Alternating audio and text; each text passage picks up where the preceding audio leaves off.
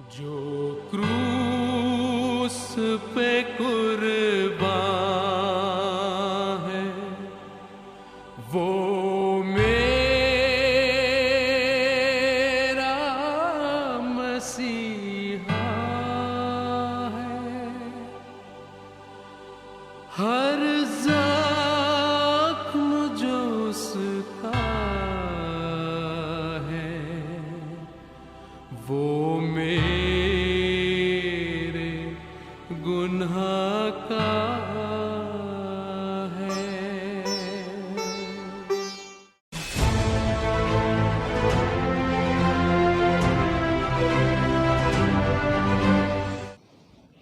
नमस्कार, angel live show में एक बार फिर से हम आपका हार्दिक स्वागत करते हैं। इस वक्त हम लेकर आए हैं क्रिसमस और गॉस्पेल पर आधारित एक अच्छी और महत्वपूर्ण जानकारी। लेकिन आपसे गुजारिश करते हैं कि इस संदेश को अंत तक जरूर सुनिएगा। किसको माने, क्रिसमस या गॉस्पेल? यही आज का इस संदेश का एकमात्र मुख्य विषय है। मतलब कि यीशु की जन्मदिन को माने या यीशु के सुसमाचार को माने। आइए इन दोनों बातों के विषय में बाइबल से हमें क्या कुछ शिक्षा मिलती है, क्या चेतावनी मिलती है, या इस विषय में बाइबल हमें क्या बताती है, जानेंगे। विश्व के अधिकांश क्षेत्रों में प्रत्येक साल 25 दिसंबर को यीशु के जन्म दिवस को कोई बड़ा दिन के रूप में तो कोई क्रिसमस के रूप में मनाते हैं। क्रिसमस यानी क्राइस्ट का मास। मित्रों, यीशु का जन्म यीशु के महान संदेशों को याद दिलाता है, और वह संदेश है प्रेम, भाईचारे की प्रीति, दयालुता, नम्रता, क्षमा, सहनशीलता, त्याग, करुणा जैसे गुण और स्वभाव। आज हर एक मनुष्यों के लिए यीशु का जन्म दिवस को मनाने की अपेक्षा उसके संदेशों को गहनता से समझने की ज़रूरत है। उसके गुणों और स्वभावों को अनुकरण करने की ज़रूरत है।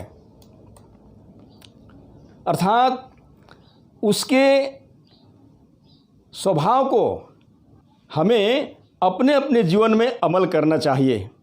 तभी हम सच्ची खुशी और आनंदमय जीवन को महसूस कर पाएंगे। पहला, जैसे कि उसने प्रेम की अर्थ को समझाया कि प्रेम कैसी होनी चाहिए, और प्रेम की अर्थ को समझाते हुए उसने कहा था कि तुम सुन चुके हो कि कहा गया था कि अपने पड़ोसियों से अपने समान प्रेम रखना और अपने बैरी से बैर। परंतु मैं तुमसे कहता हूँ कि अपने बैरियों से प्रेम रखो और अपने सताने वालों के लिए प्रार्थना करो। मत्ती रचित सुसमाचार 5 अध्याय वचन 43 और 44। इसी तरह से उसने यह भी कहा था, मैं तुम्हें एक नई आज्ञा देता हूँ कि एक दूसरे से प्रेम रखो। जैसा मैंने तुमसे प्रेम रखा है वैसा ही तुम भी एक दूसरे से प्रेम रखो। यदि आपस में प्रेम रखोगे तो इसी से सब जानेंगे कि तुम मेरे चेले हो। यूहन्ना रचित सुसमाचार 13 अध्याय वचन 34 और 35। आज बहुत से लोग प्रेम की परिभाषा को बताते तो जरूर हैं, पर अपने स्वयं के जीवन से उसे करके दिखाने में लगभग नाकाम ही होते हैं। अर्थात प्रेम को केवल बातों से ही नहीं पर कामों के द्वारा भी करके दिखाना चाहिए, जैसे कि बाइबल हमें बताती है। जैसे लिखा है, हे बालकों, हम वचन और जीभ से ही नहीं पर काम और सत्य के द्वारा भी प्रेम करें। पहला यूहन्ना की पत्री 3 अध्याय वचन 18। प्रभु यीशु ने प्रेम की रीति को अपने जीवन से करके दिखाया। पवित्र बाइबल हमें बताती है कि उसने हमसे प्रेम करने के कारण अपने आप को सर्वांग बलि दे दिया, जैसे कि लिखा है, और प्रेम में चलो जैसे कि मसीह ने भी तुमसे प्रेम किया और हमारे लिए अपने आप को सुखदायक सुगंध के लिए परमेश्वर के आगे भेंट करके बलिदान कर दिया। इफिसी के पत्री 5 अध्याय वचन 2। फिलिपी के पत्री 2 अध्याय वचन 6 से 8 तक पढ़ने पर पता चलता है कि उसने सारे मानव जातियों के लिए स्वर्गीय वैभव का त्याग करके हमारे लिए वो सेवक बन गया और सेवक करने वाला दास का रूप धारण किया, और वह मनुष्य की समानता में होकर पूरी दीनता के साथ हमारे लिए उसने मृत्यु को भी वरण कर लिया। इस विषय में जितना कुछ कहा जाए कठिन है और कम है। पवित्र बाइबल हम हर एक को यही सलाह देता है कि हम भी यीशु के पद चिन्हों पर चलते रहकर उसके गुण और स्वभाव का अनुकरण करें और लोगों में प्रदर्शित करें और औरों के लिए एक अच्छा आदर्श का नमूना बने। जैसे पहला पत्रस के किताब 2 अध्याय वचन 21 से 22 तक लिखा है।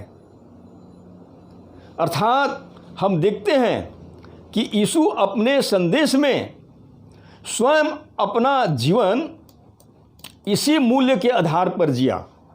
उसने अपने शत्रुओं के लिए प्रार्थना और बदला लेने के बजाय उसने क्षमा करने का संदेश दिया।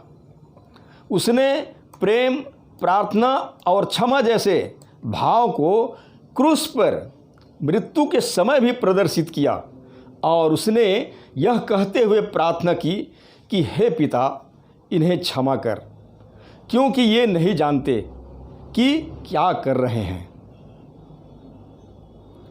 दूसरा, प्रभु यीशु ने त्याग को भी जीवन के लिए आवश्यक बताते हुए उसने अपने जीवन से करके दिखाया, और वह कैसे मुसीबत में पड़े लोगों की सहायता के लिए और बीमारी से पीड़ित व्यक्तियों की सहायता की। अर्थात अपना सारा जीवन उसने लोगों की सेवक बनकर सेवा के कार्य को किया। समस्त मानवता के लिए उन्होंने अपने जीवन की सुखों को दमन किया। जीवन की सुखों को दमन करके त्याग की महत्ता को दिखाया। तीसरा, यीशु ने अपने जीवन में प्रार्थना को बहुत ही महत्व दिया। वह अधिकांश समय को प्रार्थना में ही बिताते थे। उसने अपने अपराधियों के अपराध को क्षमा करके दिखाया कि हम भी स्वयं के अपराधों की क्षमा मांगकर दूसरों की अपराध को क्षमा करके कई समस्याओं का समाधान कर सकते हैं। चौथा, यीशु के स्त्री समाज में भी उसकी भूमिका सार्वजनिक जीवन में महिलाओं के प्रति एक अच्छा व्यवहार रहा है। जबकि देखा जाता था कि स्त्रियों को आराधना स्थलों में जाना वर्जित था, जिसके कारण महिलाएं धर्म और ज्ञान की शिक्षा प्राप्त करने से वंचित रहती थी। लेकिन यीशु ने इन बातों को सिरे से खारिज किया। अर्थात सदियों से चले आ रहे पाबंदियों को चुनौती दी। अर्थात यीशु ने हमेशा स्त्री पुरुष को समान माना। हम देखते हैं कि यीशु के चेलों में पुरुषों के साथ साथ कई महिलाएं भी शामिल थी, और वे यीशु के सेवा त्याग के वचनों का पालन करती थी और वे समाज कल्याण के लिए हमेशा प्रयासरत रहती थी। और जैसे हम देख सकते हैं लूका रचित सुसमाचार अध्याय 2 के आयत 11 में जैसे लिखा है कि आज दाऊद के नगर में तुम्हारे लिए एक उद्धारकर्ता जन्मा है और यही मसीह प्रभु है। और यही मसीह प्रभु है। सो मित्रों, समझना होगा कि प्रभु यीशु आज बालक नहीं, मसीह है, उद्धार करता है, जीवन का करता है, जीवन दाता है। प्रियो, हम मसीही पृष्ठभूमि से क्यों न हो या जन्मजात मसीही क्यों न हो, परंतु जब तक कि कोई यीशु को अपना उद्धारकर्ता मानकर अपने पापों की क्षमा और अनंत जीवन प्राप्त न कर लेते हैं, तब तक बड़ा दिन जिसे हम क्रिसमस के रूप में भी मनाते हैं, अर्थात यीशु के जन्म दिवस की क्या अभिप्राय है, उसे समझ नहीं पाएंगे। यह अवश्य है कि यीशु का जन्म हुआ था, लेकिन हमारे लिए यह जानना अति आवश्यक है उसकी मृत्यु और मृत्यु में से जी उठना।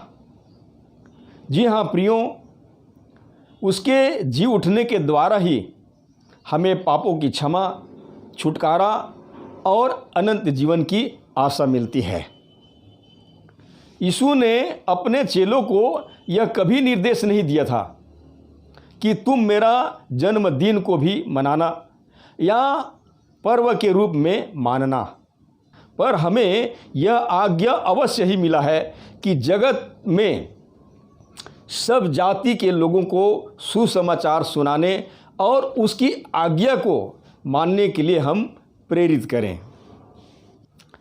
जैसे कि प्रभु यीशु ने ग्रेट कमीशन अर्थात एक बड़ी आज्ञा देते हुए उसने कहा था कि स्वर्ग और पृथ्वी का सारा अधिकार मुझे ही दिया गया है, इसलिए तुम जाओ, सब जातियों के लोगों को चेला बनाओ और उन्हें पिता, पुत्र और पवित्र आत्मा के नाम से बपतिस्मा दो और उन्हें सब बातें जो मैंने तुम्हें आज्ञा दी है मानना सिखाओ। मत्ती रचित सुसमाचार 28 अध्याय वचन 18 और 19।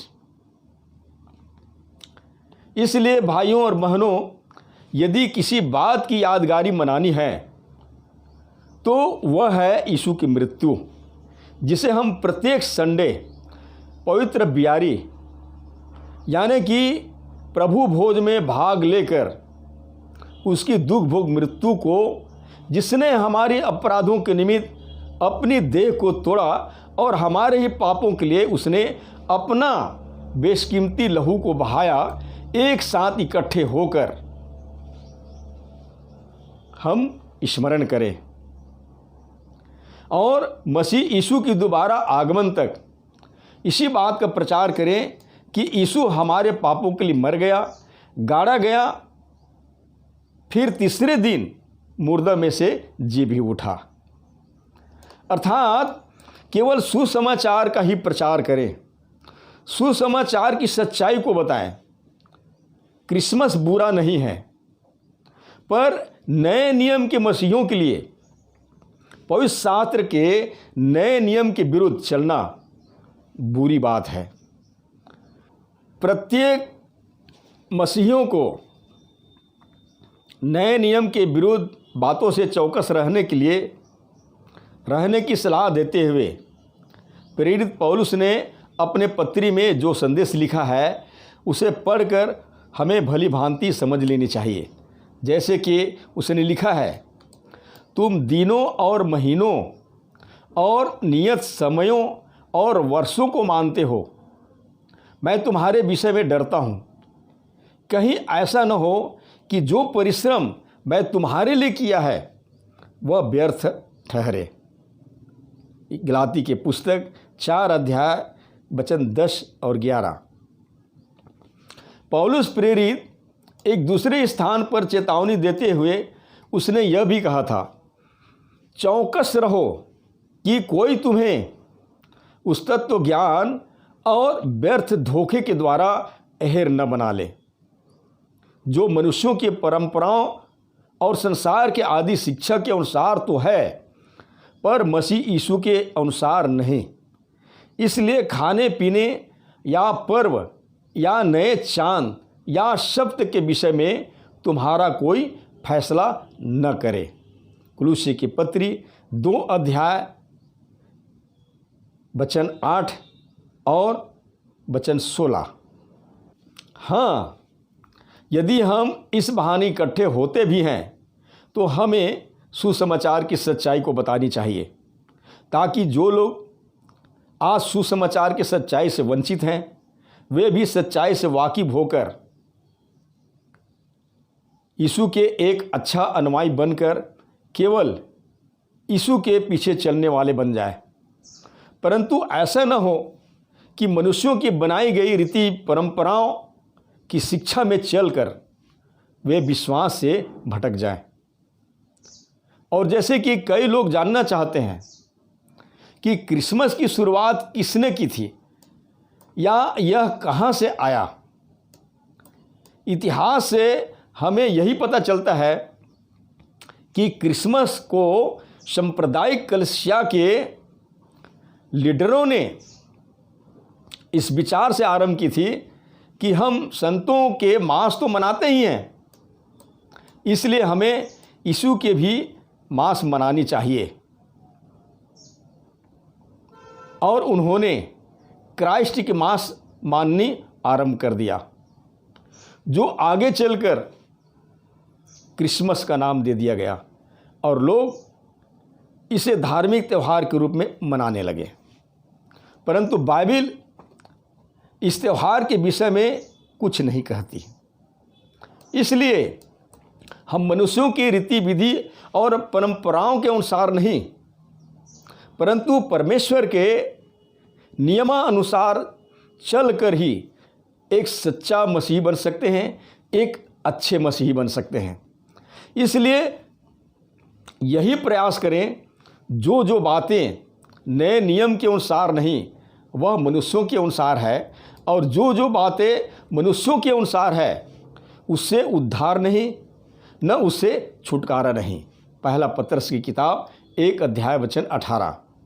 इसलिए हमें पौलुस की कथन को नहीं भूलना चाहिए, जैसे कि उसने कहा था कि जो बातें मेरे लाभ की थी उन्हीं को मैंने मसीह के कारण हानि समझ लिया, वरन मैं अपने प्रभु मसीह यीशु की पहचान की उत्तमता के कारण मैंने सब वस्तुओं की हानि उठाई और उन्हें कूड़ा समझता हूँ, जिससे कि मैं मसीह को प्राप्त करूँ। फिलिप्पी के पत्री 3 अध्याय वचन 7 और 8। तो मसीह को प्राप्त करने के लिए हमें केवल मसीह की सुसमाचार की आज्ञा के अनुसार चलना ही पड़ेगा। हमें केवल सुसमाचार की आज्ञा के अनुसार ही चलना पड़ेगा। अवश्य है कि हम मसीह के बाहर थे तो हमारे लिए सब कुछ लाभ की थी, परंतु मसीह में उन्हीं सब बातों को व्यर्थ की और हानिकारक वस्तु समझकर अब छोड़ देनी चाहिए, क्योंकि शरीर के भाव से हम परमेश्वर को कभी प्रसन्न नहीं कर सकते।